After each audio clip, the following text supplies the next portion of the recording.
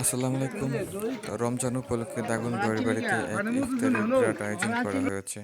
তো গ্রামের সবাইকে নিয়ে একসাথে বসে ইফতারের করাটার মজাটাই আলাদা। তো দেখতে পাচ্ছেন আমাদের গ্রামের সকলেই আছে এই ইফতার পার্টিতে। জানি না আগামী রমজানে সবাই একত্রিত হয়ে ইফতার করতে পারবো কিনা, কে থাকবে কে থাকবে না সেটা আল্লাহ ভালো জানে। তো গ্রামের সবাইকে নিয়ে বসে একসাথে ইফতার করলাম আমরা সকলেই। তো সকলেই দোয়া করবেন যেন আমরা আবারও আগামী রমজানে একসাথে বসে সকলকে নিয়ে ইফতার করতে পারি। রহমতের মাস রমজান মাস তো প্রায় চলে যাচ্ছে আস্তে আস্তে করে, আজকে 18তম রোজা। তো জানি না সকল রোজা সহি সালামতে রাখতে পারবো কিনা আমরা।